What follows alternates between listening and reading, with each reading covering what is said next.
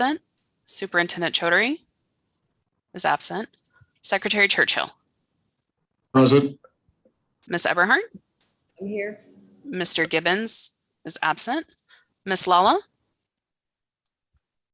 I do see that she is here. Yeah, I just I want to do. make sure we can hear her. Ms. Lala, can you hear us? Okay, maybe she'll be able to join us in a minute. Mr. Lombardo. Here. Secretary McCord. Here. And Chair Casemeyer. Here. You have a quorum, Mr. Chair. Okay. Bob, are there any revisions to the agenda? Yes, I would like to move item number 4 up to the top above the consent agenda so that it can follow the correspondence from the governor to myself and the superintendent Chaudhary. Okay, good. How about, is there any public comment? No public comment. Okay. Correspondence. We obviously do have there's the superintendent. Morning. Morning. We do have some correspondence, and I hope you've all had an opportunity to read the letter from the governor to the superintendent and to Mr. Gurrell. I think before we get into whatever questions you may have or comments, we'll give the superintendent, Mr. Gurrell, an opportunity just to comment on the governor's letter.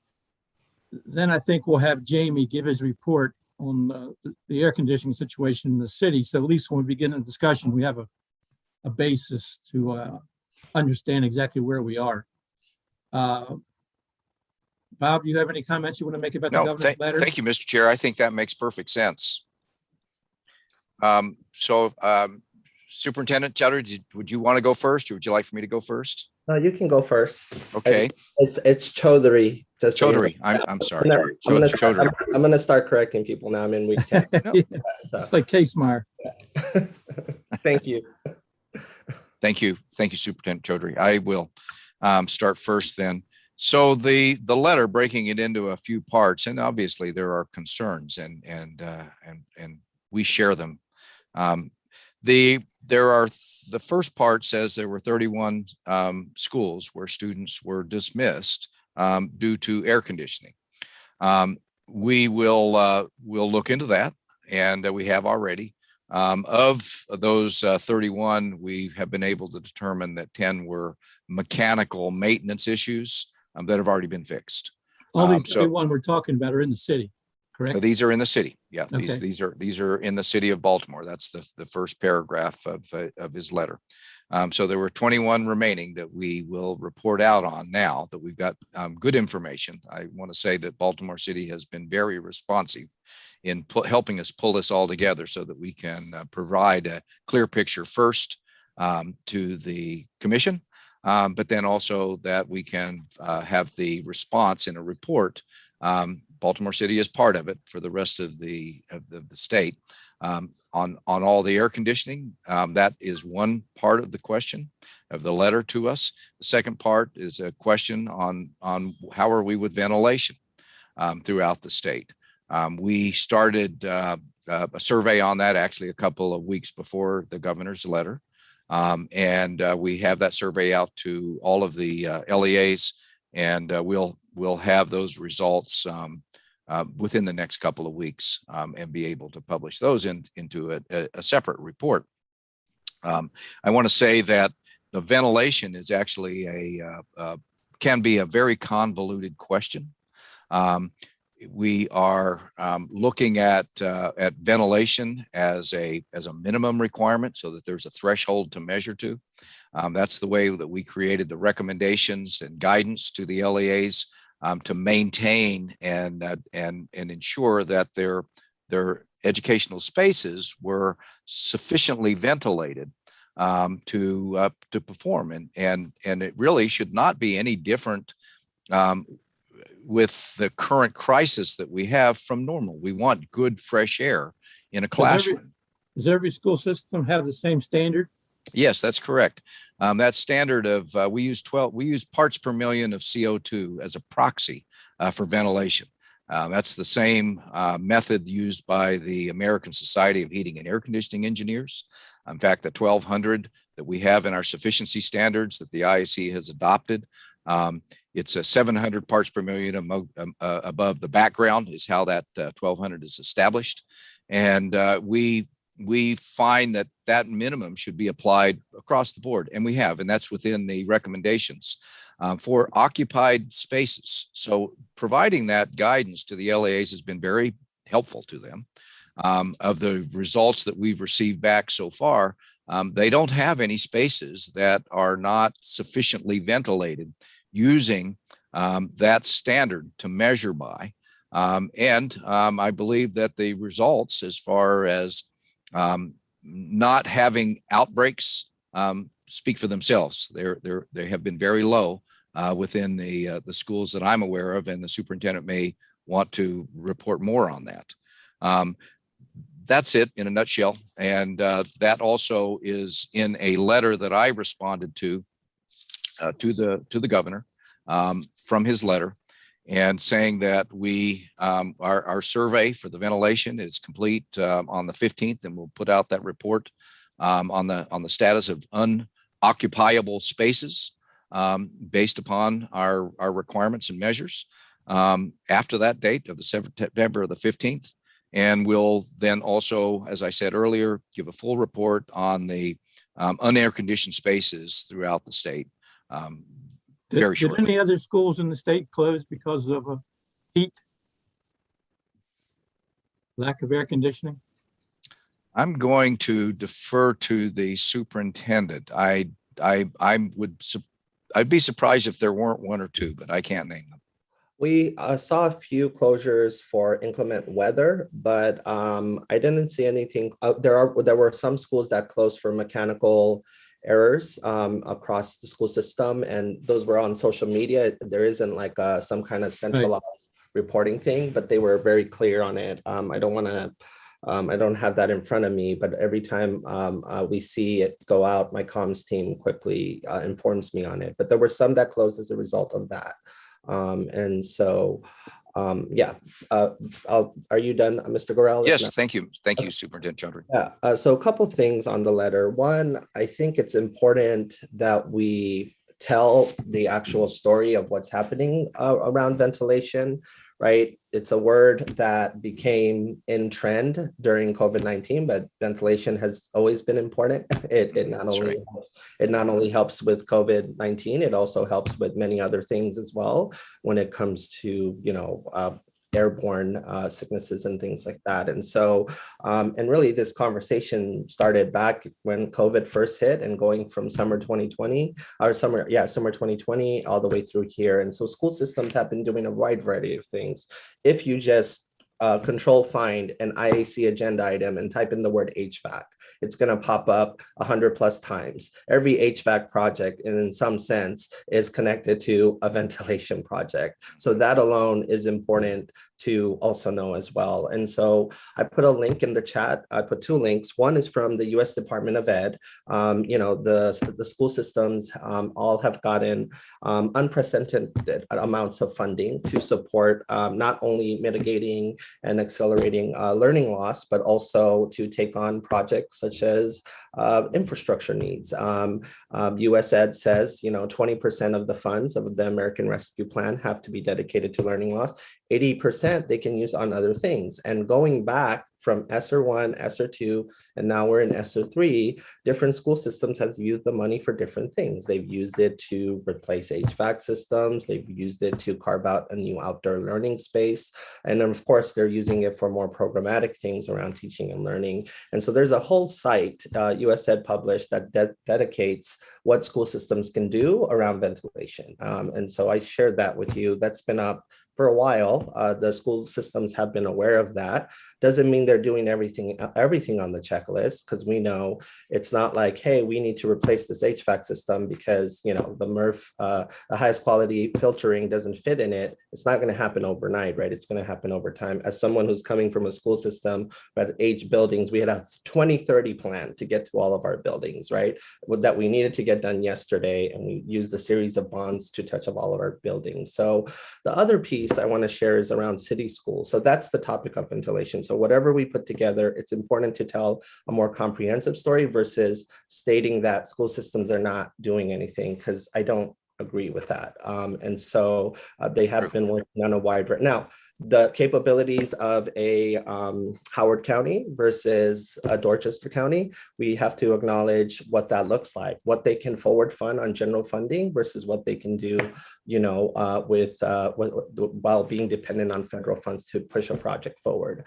On city schools, there's always been a dedicated site that has come up over the years. I learned about recently that talks about what schools close and why they close, and if there's reasons, if the school building becomes too hot, because it's a school that has not yet received the full renovation around their HVAC project, they have a threshold for it, right? And it's on that site. And so I share that. And so they did close some schools. I don't remember it being 30, but I'll go look back on it, because my last conversation with the superintendent, the number wasn't 30, but essentially there were some schools that reached that threshold where the day was going to be very hot. So they needed to move into an early dismissal. And so that's what I would share. The only other thing I would add is, there's a standing agenda item here that talks about the progress that they've been making, right? I've been reading about Baltimore City's HVAC issues because it's been a national story. And so, coming in to the IAC as someone's third meeting, seeing it as a standing item, there's public accountability for results. But when I look at that document, there's a lot of progress being made. So I want to not forget that as someone who also comes from a school system that needed to turn things around. So if we want to make ventilation a standing topic here and what different school systems are doing, I think that's a good idea. I would share that. If that's a standing topic, we invite a school system to share what's something they did, and we could touch all 24, we can do that. So it's both knowledge sharing as well as sharing the progress in addition to the report. So I think that could benefit as well. So those are my comments on this. Thank you. Well, before Jamie brings us up to date on Baltimore City and we can discuss this issue further, does anyone have any questions of the director or the superintendent? Ms. Everhart. Yes, I do have a question to Bob. Last night I received, and I believe you also received, a complete letter from Baltimore City stating all the information back to 2017 about what their plans are for every school. When you have a chance, would you share that with everyone? Because a lot of progress has been made since 2017. And much progress has been made since I left the classroom a decade ago. Yes, we absolutely will. And Jamie will include a summary of to let us know what that letter says and why that's important.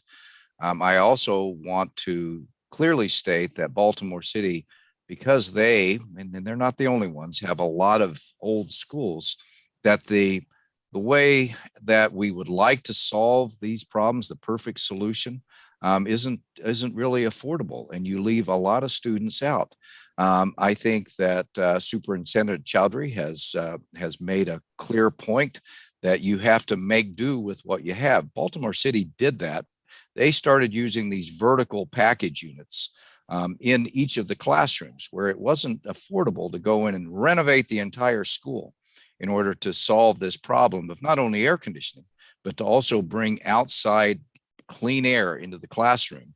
Using these vertical package units, they were able to go in and take existing schools that at some point down the road will catch up and renovate those schools and replace them if we have a good plan in place. And we're working on that. The legislature put something in place for priority funding of the highest needs in the state. We'll get there. But in the meantime, they put a solution in place that is pretty permanent, semi-permanent. It's going to last for 20, maybe 30 years, these vertical package units. And it has solved a lot of problems. And other LEAs in the state have followed the suit to put a solution in place. It's not the perfect thing. It is a lot less expensive than the perfect thing. And most importantly, it gives control in the classroom to the teacher for temperature range between 68, 75 degrees with fresh ventilation here. So they're good solutions, and they've actually been the leaders in that. So we want to compliment them before we jump into what they have accomplished. Okay, thanks, Bob. Hi, Jamie. Can you hear me? I sure can. Okay. Before thank you you. begin your comments, can you just give us a little background exactly on what the funding was for the program that you're reporting on and what it was to accomplish? Okay, I sure can. In the General Assembly session in 2018, I believe it was, the General Assembly noted that there needed to be some more improvements to HVAC in Baltimore City. That was shortly after some very cold weather forced some closures in December into Right. January. And so it closed down a number of schools. And so $15 million were appropriated for improvements in Baltimore City schools for HVAC. And Okay, thanks. IAC is managing that pot of money and working with city schools to get those jobs done. Okay, so how was that money dispersed in terms of how many schools applied to use that money? How many were eligible to use it? This city schools prioritized their projects, and they submitted them to us, and we reviewed them and approved them as in order to get their most pressing issues taken care of. So how many were included in the program? We have 19 projects in the extra $15 million for HVAC program at this time. And how many were completed? At this time, we have 16. I generally roll through this in the status report, but right now we have 16 of 19 are operational, 2 are under construction, and 1 is in design. So in the governor's letter, it was mentioned by the superintendent earlier, he referenced 31 schools, I believe.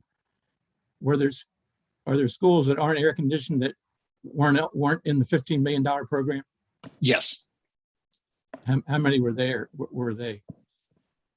I do not have that direct list. I think, I think there are a lot of things going on with this August 31st early dismissal of 31 programs, and that some of them were dismissed because they did not have air.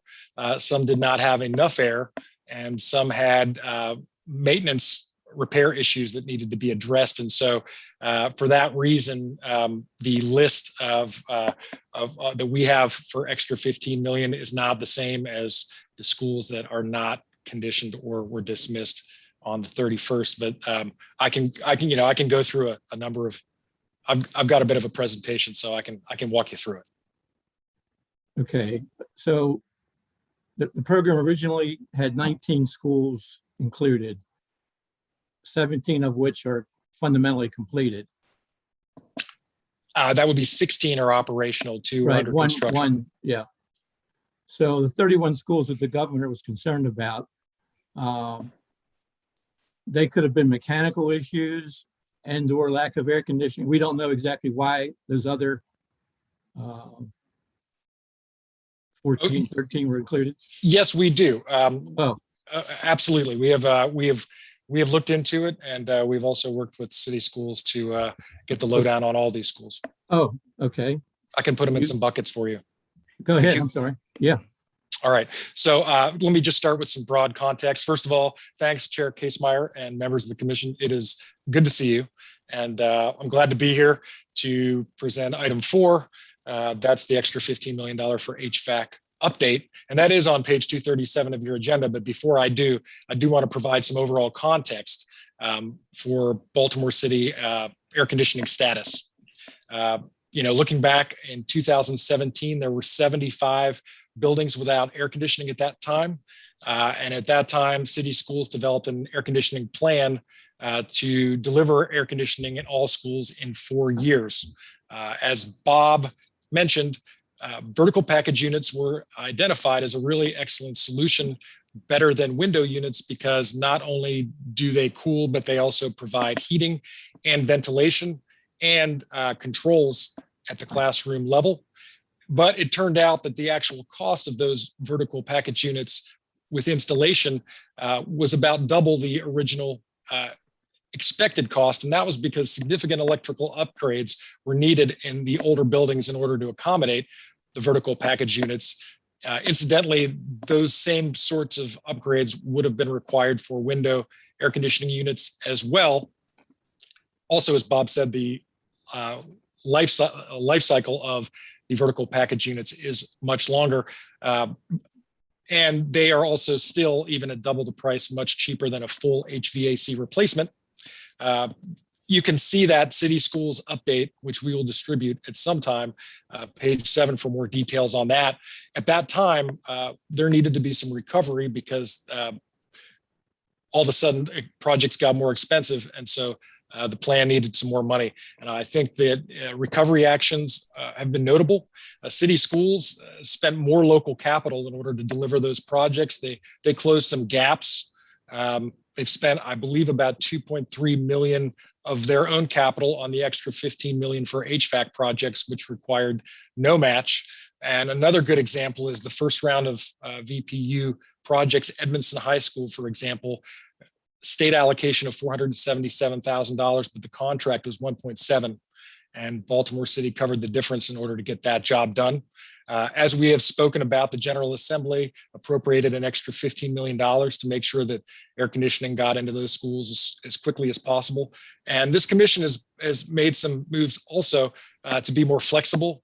For example, developing the APG or the procedures for the extra $15 million. The COMAR waivers that were passed in order to be flexible and allow design services to be funded, as well as an increase to the maximum stake in construction allocation on these projects.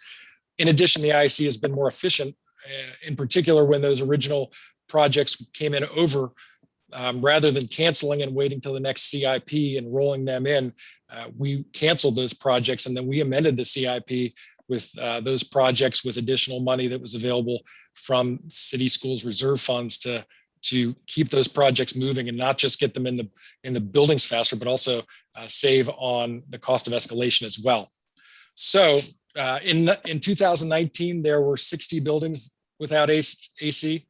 To date, between the CIP, the Healthy Schools Facility Fund, and the extra 15 million programs, City Schools reports 63.6 million in AC plan projects have been completed, 15.1 million in AC plan projects are in construction, and about 27 million estimated in AC plan projects are in design.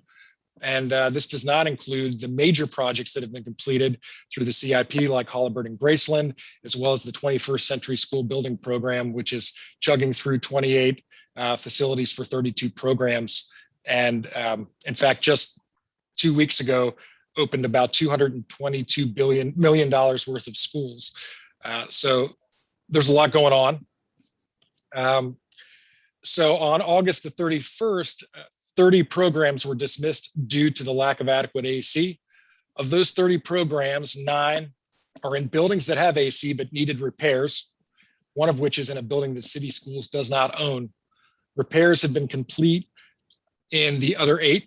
I spoke with Director Cindy Smith, the Design and Construction Director, last afternoon, and she was able to access the mechanical reports for all those school buildings and even report to me lead times on some of the repairs. It was pretty impressive. And if I did not mention, Director Smith is with us. So because I do know a lot about these programs, Director Smith is the owner of the program and is a great asset for information and expertise. So when there are questions, I'm here, and as will Cindy be here. Moving on, of those 30 programs, 21 are in buildings that don't have AC. 1 is in a building that City Schools does not own. So on that day, there are 20 buildings without air conditioning. State allocations have been made to add or improve AC at 12 through the extra $15 million program, the CIP program, and the 21st Century Schools program. And state allocations are anticipated to add and improve AC at 4 more through the CIP and the Build to Learn bond fund program. There are 4 programs that have no allocations at this time. Those programs are indicative of some of the continued challenges the city schools faces in air conditioning all their buildings.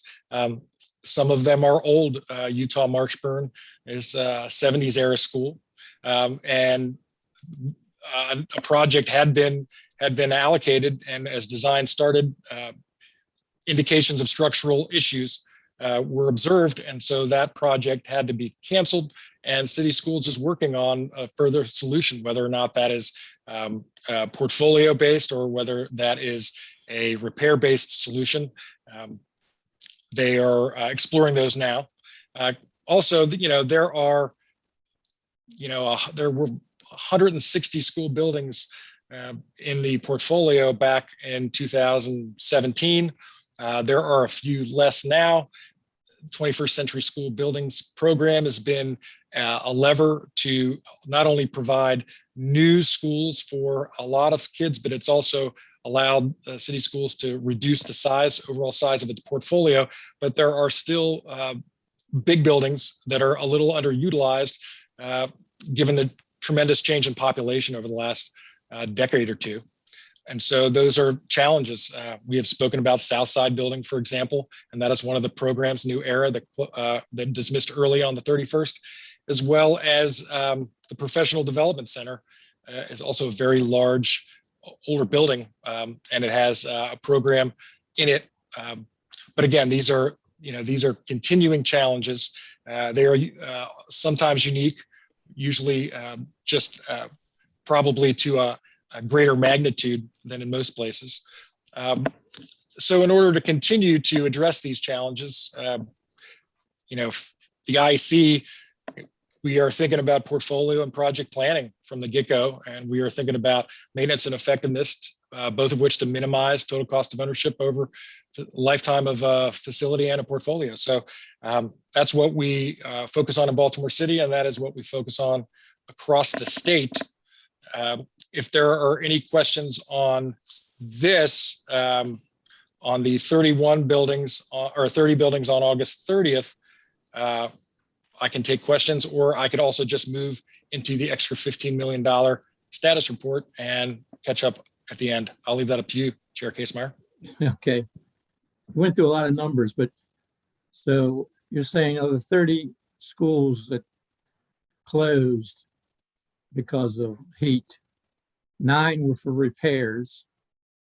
And you said that there's 20 schools that are still without air conditioning. Is that That's what right. you said? That is right. And all but 4 of those have some kind of planned program. That's right. There's That's 4 schools that don't have any plan for air conditioning. Well, they do not have a plan that we know of. So the other 16, when are they projected to be completed? I mean, what year? Is there a date? There are dates on some, and there are some estimates are better than others. But I'll just give you, some flavor of those buildings. Baltimore City College is a big one, the Castle on the Hill, and that is right now in the feasibility planning stage of a renovation project through Build to Learn funds. Benjamin Franklin High School at Masonville Cove, that is anticipated to be submitted in the FY 2023 CIP. You don't have to go through all that. So are you saying that there's funding for these 16 allotted? Not allocated to, there are 3 that have do not have allocations yet, but are anticipated. For example, Northeast Middle School received local planning approval in the 2021 CIP, and we expect to see a construction request in this round of CIP funding, and we have been working very hard on making sure that we could support that. So that is one that does not have an allocation, but it is expected. Or healthy school funds, yes. All right. So before we go on to your report on the $15 million, does anyone have any questions for Jamie about where we are? Mr. Chair, I just want to make a point on one of the 4, because that was something that was brought up, or reverted funds. And that would be that south side school that Jamie brought up. It was very complex. The school has a capacity of about 1,100, and there were at the time only 300 students in that. And so the IAC, rather than supporting air conditioning the entire school, and the vertical package units do allow scalability, we had allocated enough to do 19 classrooms, which we felt was sufficient. That was not the project that in Baltimore City's big plans that they wanted to do. So that's why they had reverted the award on that particular project. Okay, Jamie, you want to go on and just complete your report? Sure, sure will. Like I said, the item is on page 237 of your meeting agenda, and it is current as of August the 26th. Referred to earlier, there are 16 of 19 of the extra $15 million for HVAC projects are operational. That's 84%. Since the last report, Harlem Park and Westport have both gone from construction to operational. That leaves 2 in construction and 1 in design. The 2 in construction remaining are Thomas Johnson Elementary Middle and Windsor Hills Elementary Middle, and the 1 remaining project in design is Callaway. And Callaway is an exception. It is the last project that the city pushed through because they wanted to make sure that other priorities were completed. Also, it is much like many city schools buildings, it has been around. And you know, when you open up the walls of an old building, sometimes you get more than you expected.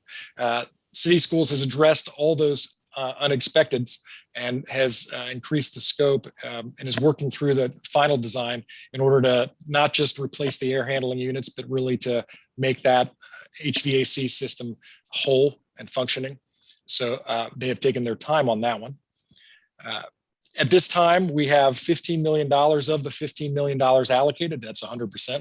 And 13.5 million of that has been contracted, or 90%. And at this time, a little over $9 million, or 62%, has been expended.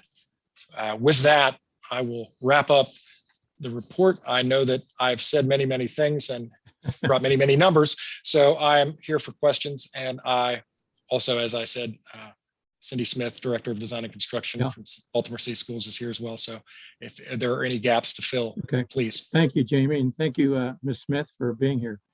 Does anyone have any more questions about the situation with ventilation or air conditioning before we move on?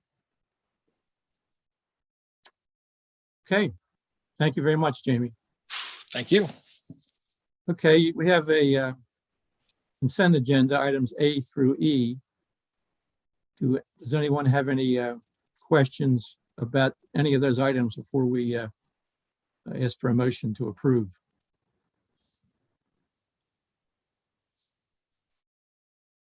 Okay, do I hear a motion to approve the consent agenda? Move. Mr. Lombardo moves and Ms. Everhart seconds. All in favor of approving the consent agenda, say aye. Aye. Aye. Thank you. Okay, Fred Mason has a report on the fire protection survey, sprinklers and relocatables. All right. Good morning, Chairman Morning. Casemeyer Hi, and Fred. Commission members. This item is informational and does not require action. Building codes are updated periodically, and state and local governments adopt these codes, often with amendments. The section of the 2018 Life Safety Code that was adopted without amendment has the effect of either requiring sprinklers in new relocatable classroom buildings or requiring new relocatable classroom buildings to be less than 1,000 square feet and located at least 30 feet from any other structure. We heard from some school systems that compliance with this code would increase cost and or alter how they deploy relocatables. We conducted a survey in July and received 10 responses, 8 of them from school systems using relocatables. They identified cost implications in the range of $50,000. This is not just for the infrastructure in the relocatable, but for extending appropriate water service to support sprinklers and providing means to keep pipes from freezing. For schools on wells, water service could be a particular challenge. The LEAs also noted that deploying smaller units more widely separated creates inefficiencies because access such as stairs and ramps can't be shared, and more space on the site would be needed for relocatables. Relocatable classrooms are connected to campus fire alarm systems. Fire losses to buildings have been identified, but no injuries to people had been reported. The State Fire Prevention Commission is the state body that adopts the fire and life safety codes. And they can hear appeals to their decisions and can amend regulations. Again, this item is for information. Any action would most likely come from the school systems. I'll do my best to respond to any questions. Thank you, Fred. Any questions? Fred?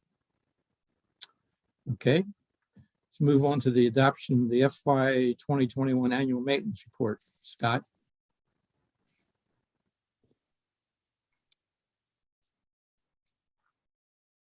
Good Thanks, morning, Scott. Mr. Chair. This is Alex Donahue. Yeah, members Alex, of the I see you. commission. You look like Scott. Yeah, I'll start things off. Thank you. Good to see you all. Today, we present for your approval the IAC's annual report on the maintenance of Maryland's public school facilities for fiscal year 2021. This report is the product of the hard work of our assessment and maintenance group. With me now to talk about the IAC's maintenance effectiveness assessment and the annual report are assessment and maintenance group manager Scott Snyder and administrative officer Brooke Finneran. In presenting this morning, we'll show you a handful of slides that were not included in the material provided to you or posted on the website yet. However, they will be posted on the website right after the meeting. In one moment, I'll share the screen now.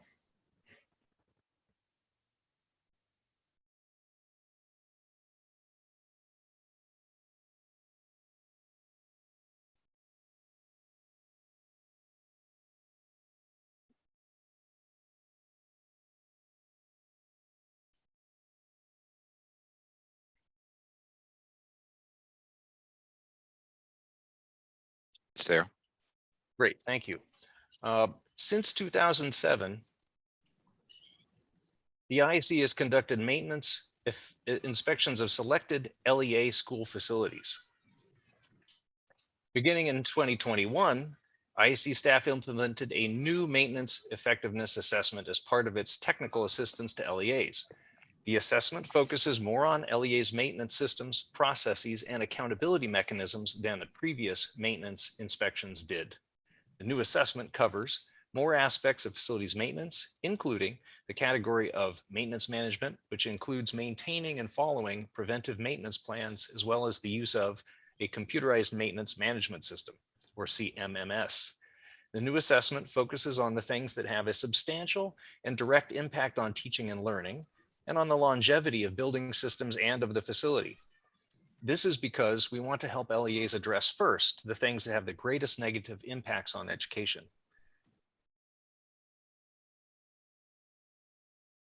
The new MEA is based upon clearer and more objective standards that are key to outcomes. The outcome that serves as our benchmark level of maintenance effectiveness is that which, on average, is likely to support achieving the full expected lifespan from a given building system and from the facility. This level of maintenance earns an adequate rating. Adequate truly is, therefore, the minimum level of maintenance effectiveness that we want to see at every school and on every building system. Another innovation in the new assessment is that it allows the assessor to log the existence of any observed deficiency in a building system that poses an immediate or potential threat to the life safety or health of occupants of the facility, and to encourage LEAs to remediate those deficiencies as quickly as possible. Identified major or minor deficiencies apply a multiplier and result in a reduced score for the facility in the appropriate category. Examples of major deficiencies would be the presence of mold, broken window glass, or a non-functional HVAC system. Examples of minor deficiencies would be clogged drains that could result in water infiltrating the building, small cracks in exterior wall facings or concrete stairs, loose flashing on roofs, and missing or insufficiently secured ceiling tiles. This feature incentivizes the quick elimination of deficiencies that can harm occupants or cause a near-term loss of educational function. Unlike the IAC's previous assessments, where the LEA had no opportunity to increase a maintenance score until it was assessed again, sometime 6 or 7 years later, in the new assessment, the LEA has 15 calendar days from receipt of the preliminary assessment report to submit an action plan showing how it will address the deficiency. So long as the LEA submits its satisfactory evidence within 45 calendar days that it has taken or is taking action to correct the deficiency, IAC staff can remove the deficiency note and adjust the score up accordingly. Correcting just a handful of deficiencies can, in some cases, shift a facility's overall score up an entire rating level. This new MEA is part of the IAC's drive to continuous improvement. Both before the new assessment and during the course of fiscal year 2021, LEAs provided valuable feedback to the IAC based upon those LEAs experiences. That feedback included suggestions for improvements, and the IAC implemented changes in response to a number of the suggestions. We were very pleased to receive feedback from LEAs stating that they found the new MEA to deliver much greater value than the IAC's old maintenance inspections had. We look forward to a continuing feedback loop that will carry additional LEA ideas and suggestions back to the IAC for evaluation and consideration. Because the new and improved assessment is quite different from the old assessment, the results in fiscal 21 are not comparable to those of past years, including fiscal year 2020. As compared with results from fiscal 2020, every LEA's overall average rating in fiscal 2021 decreased, with the average change being about an 11% downward shift.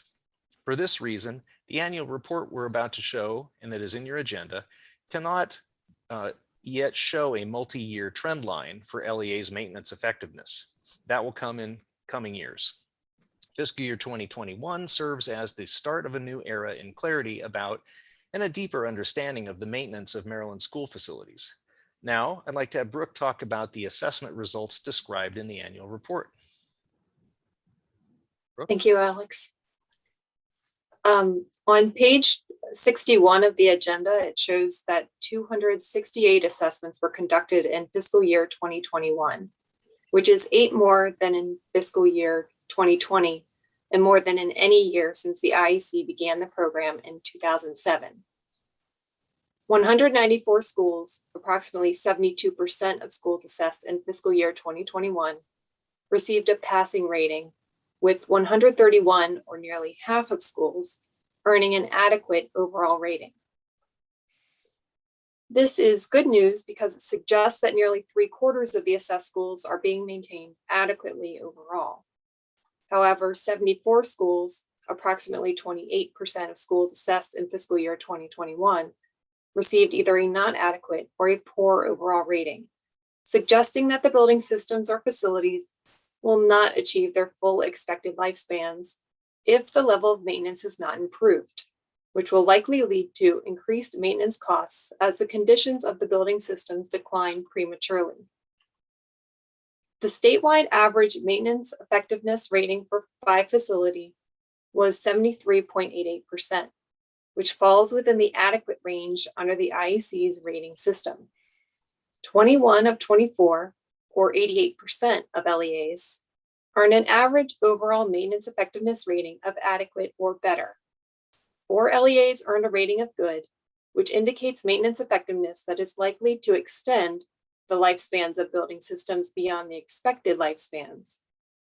3 LEAs earned a rating of not adequate. Page 65 of the agenda shows the statistics for passing versus failing ratings by category. LEA maintenance effectiveness was highest in the building system categories of floors, roof drains, gutters and downspouts, and windows, caulking, and skylights.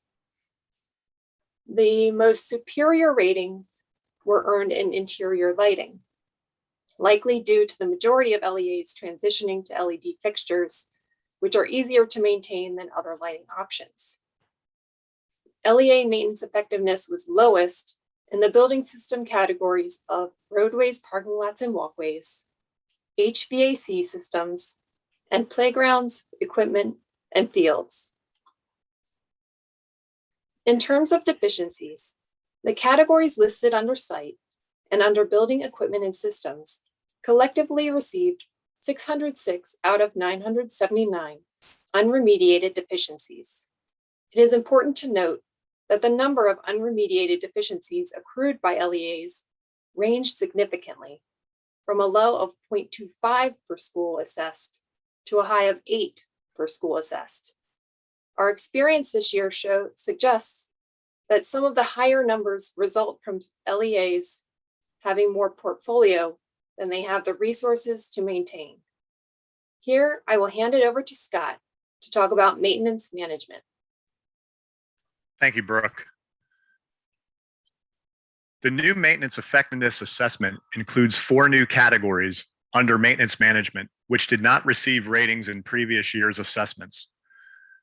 Although most LEAs received high overall ratings in the area of maintenance management, our assessors found that many of the LEAs are not making full use of key functionalities of their computerized maintenance management systems, or CMMS. To ensure that needed maintenance activities are performed and that asset repair costs are tracked and repair histories are maintained. Computerized maintenance management systems are a crucial tool that LEAs need to be fully using to oversee the operations and maintenance of their facilities. A CMMS, if used well, will track the work order history of each asset, including all associated parts and labor costs. This data can be used to hold staff and contractors accountable for their work and find problem areas of recurring issues with specific assets, which will influence system repair or replacement funding decisions and identify staff shortages. In addition, ensuring that the timely preventive maintenance that is needed to obtain the full expected lifespan out of each building system is performed requires that preventive maintenance be auto-generated within the CMMS on a set schedule. As part of the Built to Learn Act, which took effect earlier this year, the IAC has been authorized to adopt regulations that require the use of a standard statewide CMMS for school facilities, maintenance work order tracking, and reporting. And staff are in the process of exploring how the state may support LEA's maintenance efforts by doing so. IAC staff will continue to work closely with LEA maintenance leaders to support them in deploying solutions that will help the LEAs improve maintenance of their facilities and thereby better support teaching and learning. The IAC's new maintenance effectiveness assessment will continue to be a powerful tool for this work. I am happy to stand now for any questions. And if there are no questions, I can present the motion to approve the annual report. Thank you, Scott. Are there any questions about this program? I have a Mr. question. Superintendent. Yes, so I'm just looking at the HVAC section of it. So there were 72 minor deficiencies, and then 36% of schools had a failing rating out of the 268 assessed. So that's a high number, relatively speaking, not even relatively, that's a high number. So out of that, I just want to know how we got to that number. I'm just trying to make the connection between 72 and the 36%. And then 2, what were the major things that led the 36% to be rated failing or poor on that scale? Like what were the things that we saw in those systems? So as we go through the buildings to conduct the assessments, we're taking a snapshot in time of what we see while we're there. I guess that's the best way to explain it, which leads to the percentage that you see in the results. There were a lot of different things that we did see. We saw a large amount of equipment that is aged, some of which has exceeded its expected lifespans and needs to be replaced. not enough staffing to perform the needed maintenance of the systems that are in place, no use or ability to use the CMMS systems to maintain the PM programs or preventive maintenance programs. Some other examples were we had a lot of facilities with inoperable exhaust fans due to cracked, loose, damaged, or missing drive belts, bad or ungreased bearings, missing covers, disconnected wiring harnesses, filters which were installed wrong, that were collapsed. They were the wrong size, dirty, or missing. We had dirty evaporator coils and condensers, non-functioning compressors or exhaust fans I had mentioned earlier. We had condensation leaks, dirty, missing, or clogged registers, missing or deteriorated insulation on pipes and ductwork, system controls that are disconnected in the walls or overhead, non-functional, or rely on manual operation to function, systems that were in alarm, pest control issues inside of units that were causing equipment failure through wiring issues, unusual or loud noises that are not normal to proper operation, probably because of balancing issues or worn parts, damage recovery, wheel units, and energy recovery ventilation units, improperly functioning thermostats, just to name a few. Those were all HVAC related, correct? Correct. Got it. So you said one example was a maintenance, some failing to conduct maintenance. Could someone get a failing rating even though everything else is operational, but they're not maintaining it? I mean, is that what's the threshold to get to the failing rating? I mean, I don't think it's like all those things have to be true in order to get the failing rating in an HVAC system. So what pushes something to the failing rating side on an HVAC thing? Is it a combination of 2 or 3 of those things? What is it? I mean, because it's 36% is a high number for me. Yeah, it's great question. And it is a combination of the aforementioned items. You know, as we go through the buildings, we don't assess every nook and cranny of the building. We try to hit it to be as non-disruptive to the climate of what's going on in the building as possible. And we take a snapshot of what we see. So if there's 20 exhaust fans in the building, we're not looking at 20 of them. We're checking maybe 5. So it's sort of a percentage, but we're not dealing with percentages. But as we uncover the exhaust fans and we see that there are issues with them, it's somewhat indicative of what we might see if we did uncover all 20 of them. So we're just making specific notes. Sorry, Alex. Oh, no, thank you, Scott. And I'd also like to just add to that all of the systems, HVAC and other systems in the facilities are measured against the standards in our maintenance effectiveness rubric, which is on the IAC website.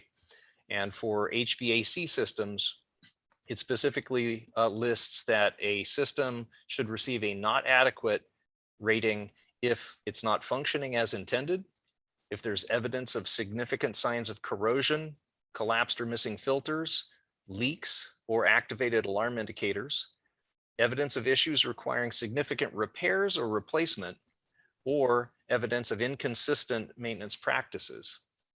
And a system might get a poor, right? So the 2 ratings that constitute failing would be not adequate or poor. Poor is if it's non-functional or unsafe to operate, extensive signs of corrosion, filter issues, leaks, or alarms, and evidence of issues requiring extensive repairs or replacement. In addition, as we saw in the chart earlier, or the table rather, with the deficiencies, if there was an immediate threat to life safety, health, or longevity of the building system, there could be a major minor deficiency assessed, and that would also kick it into failing status. So those 2 things combine. Okay, I appreciate that. Just last one on this. So the 36%, are they spread out across the counties, or are they disproportionately concentrated in a handful of school systems? Brooke or Scott, can you give a kind of a quantitative talk picture? about how that we sample? I think is the question. We don't look at every school and every LEA. Of course, we just don't have the resources. While we're increasing what we have done through past years and the Mhm. number of schools we visit, but we do sampling. And Brooke, you usually set that schedule up. So can you describe how that we sample schools out of the county, each county? Certainly, I can explain that a little bit. It was a little different this year because we missed quite a few in fiscal year 2020 due to COVID, and we wanted to make sure that we hit those LEAs and those missed schools this fiscal year. So, but we do attempt to do a minimum number in each LEA. This year it was a minimum of 2. That way we have a sample size to get an average rather than one school dictating the overall rating for the entire school district. And then we try to keep it proportionate to the size of the LEA as we get up to larger LEAs. So about 20% is usually our goal, 20% of the LEA schools to get the average, a good sample size for each LEA. So for that 36%, and I just want to make sure I understand it, is it that you sampled HVAC systems in all 24 school systems, and then out of that assessment, 36% were rated at that low tier, or it was only some of the school systems? That's what I'm trying to understand. We do hit every school system every year. That is dictated by COMAR.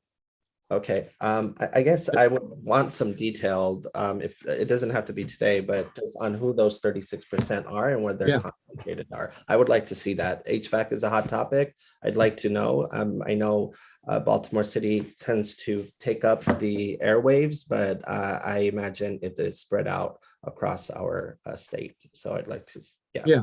I mean, I think he wants to know, of the 36, were they predominantly in 1 or 2 LEAs? So it's pretty well laid out in the annual report, but I'd be more than happy to meet with you to discuss the particulars involved. Absolutely. All right, thank you. Any other questions? Mr. Chair. Yeah, thank you, Mr. Chair. First, because I have, I think it's probably appropriate to say, affiliated with this organization for 5 years. And this is the first year, this is what we've been working toward to get data and data that can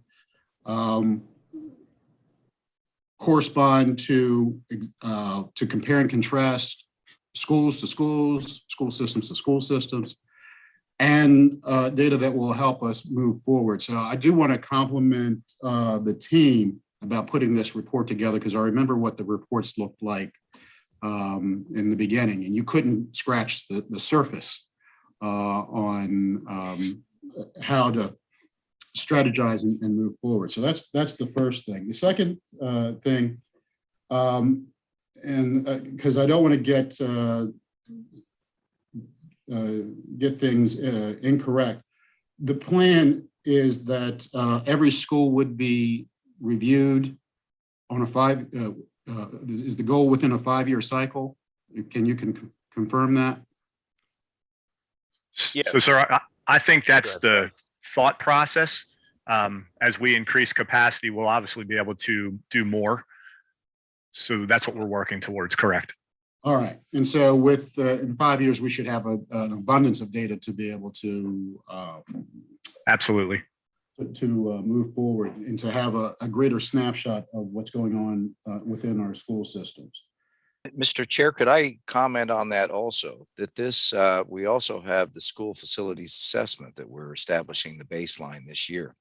So we'll not only have the pragmatic information of effectiveness of the maintenance programs, how they're working, but also the underlying data on facility condition index based upon the observed remaining life of each of the systems.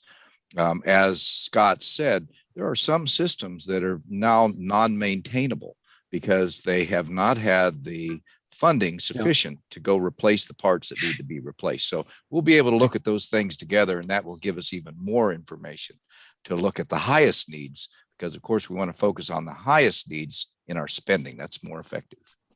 Mr. Secretary, go ahead. Secretary, yeah. Yes, I'm sorry, there's going to be some noise in the background. So I did have a question about how we selected the schools.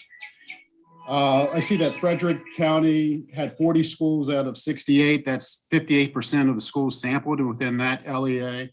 Whereas Anne Arundel County only had 4, and I don't need that answer now. I would like just to have more of an understanding on how we get to selecting schools. Yeah, we can provide that now. It's pretty simple. Over previous years, we had not been able to get to enough to create a fair enough sample size. In some school districts, we just didn't quite get to enough of their schools. So we're trying to play the catch-up game so that we can provide the appropriate data over that 5-year span for all schools.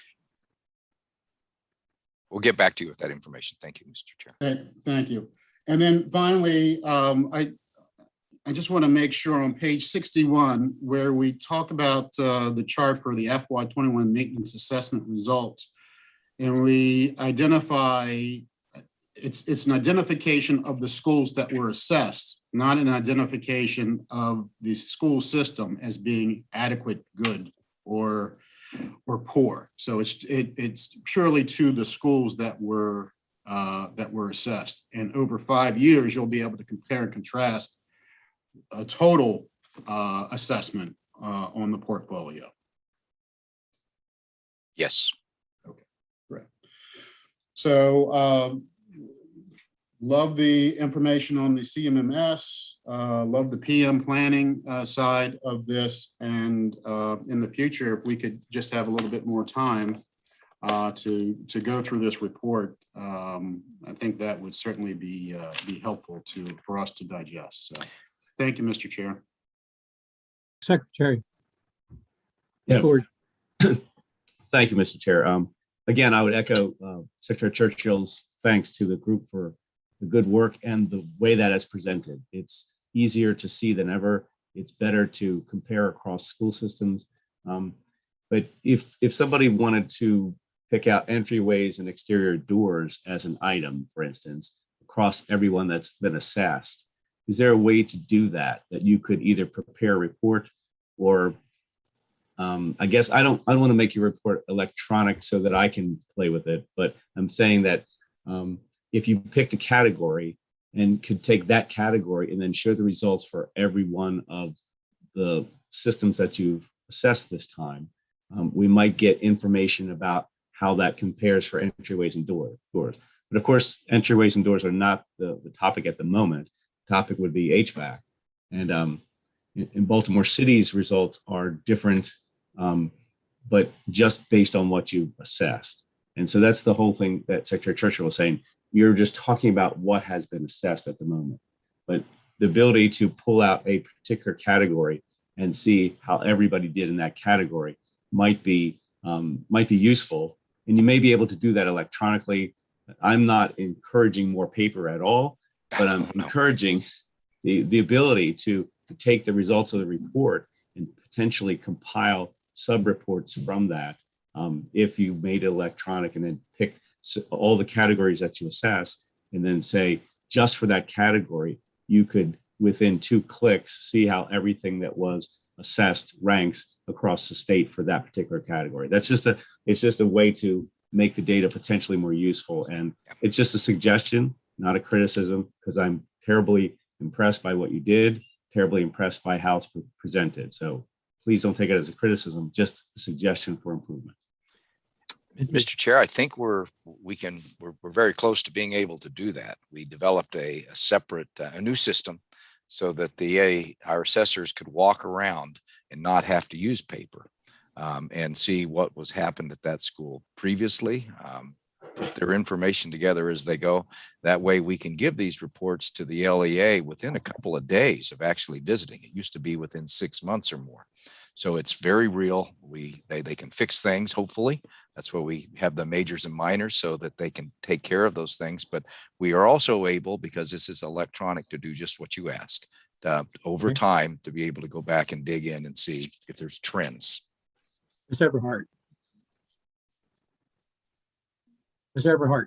Yes, just two comments. I did like the comment that was made that you did receive input from all the locals and that you do have a continuous feedback loop from the locals about how to improve this assessment data. So I think that's something that we should continually encourage. My question, two questions. This is based on a new set of information. So what we've had in the past, we can't really compare that to this. So we're starting with a new set of fresh schools this time. Is that correct?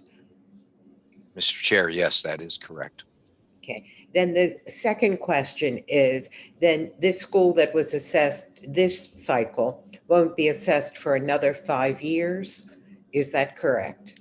Mr. Chair, that is correct, unless we find that in our capacity, as we have to build capacity anyway, because the state facility assessment requires that we visit schools within every 4 years in order to keep that baseline fresh. So we're trying now to build the capacity so that we can do that as well as this, and there'll be some overlap, and we're trying to figure that out. We're under capacity currently. And then a school system has 45 days to make any adjustment to this. If they fix this deficiency or issue, is that reflected a year from now or 2 years from now? Mr. Chair, they don't even have to absolutely get it fixed. If they are able to contract and demonstrate to us that it will be fixed, it will be adjusted on this year's score. That's the opportunity. We want to see that it's going to be corrected, and then we take it off as a major or minor deficiency. So it's not just a 45 days that they have to fix it. They just need, the goal that's correct. Is to get it fixed as soon as possible.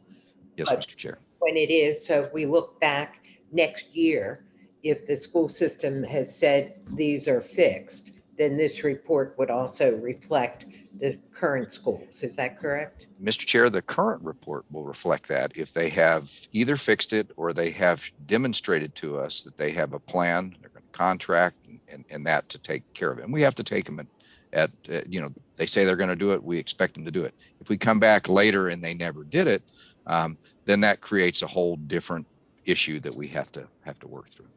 Okay, thank you. Obviously, from the response, Bob, you and your team have done a great job with this program. I had two minor questions. Incredible team. Yes. I had one question related to Secretary Churchill's. So are you saying that you try to do this the same percentage from each LEA every year? Like, 5% of each jurisdiction, or that isn't what you do? Mr. Chair, we are trying to do 20% of every LEA each year, but no less than 2. No, but I mean, it's the same percentage for each jurisdiction, each LEA. Mr. Chair, that's the goal. Okay.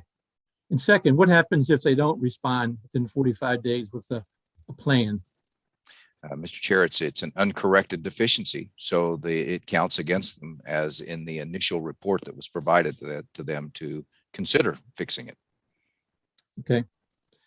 Scott, I think you had a motion you wanted to make earlier. I do. Thank you, sir. So the motion is to approve the final draft of the fiscal year 2021 report, Maintenance of Maryland's Public School Buildings, dated October 1st, 2021, pending non-substantive edits by staff. Do I hear a motion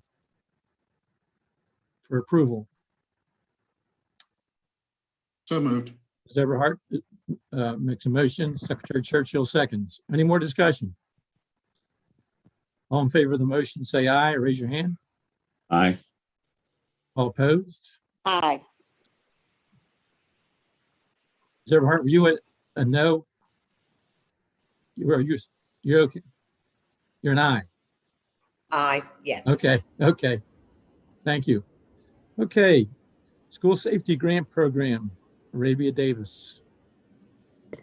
Yes, good morning. Morning. In response to recent communications with local education agencies, staff of the IAC are recommending that the deadline to submit school safety grant program applications be extended from September the 10th to September the 30th. This will hopefully provide local jurisdictions with the additional time needed to focus not only on submitting these projects, but also help the LEAs meet the FY 2023 Capital Improvement Program and Healthy School Facility Fund project submission deadlines. To date, the IAC has received applications from 10 LEAs and the Maryland School for the Blind. Our regional managers will monitor and report out if it's determined that LEAs are beginning to experience difficulty with securing their local share due to the number of funding streams. To better align the state's investments, staff of the Maryland Center for School Safety and the Interagency Commission on School Construction work closely to develop a listing of eligible project categories that will be administered by our individual agencies. As a part of this motion, staff are recommending that the listing be included as an appendix to the guide.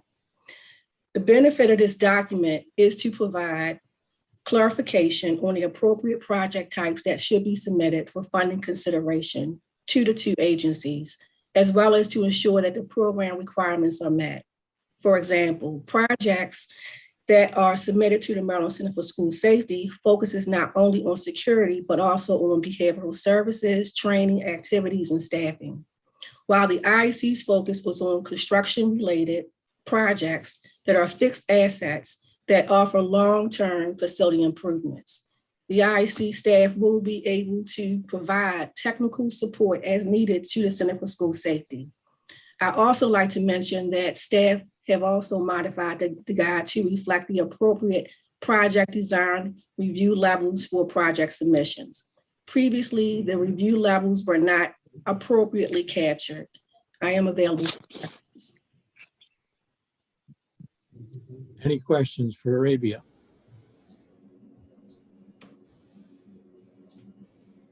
Okay, thank you very much. Oh, Secretary McCord, I'm sorry. Sorry for that. Ray, does the guidebook change is the date change in the guidebook also? Yes, sir. Okay, just making sure. Thank you. You're welcome. Thank you very much, Arabia. Appreciate it. Well, Before we adjourn, does anybody have anything to bring up? I just wanted to mention a couple of things I did last month, but we're going to get there. I think every Mr. Correll, Chair, did I miss ahead. that we needed to take a vote on this last? Oh, is that a motion? this Did you make a motion? Yes. Oh, Yes. Arabia, you have a motion?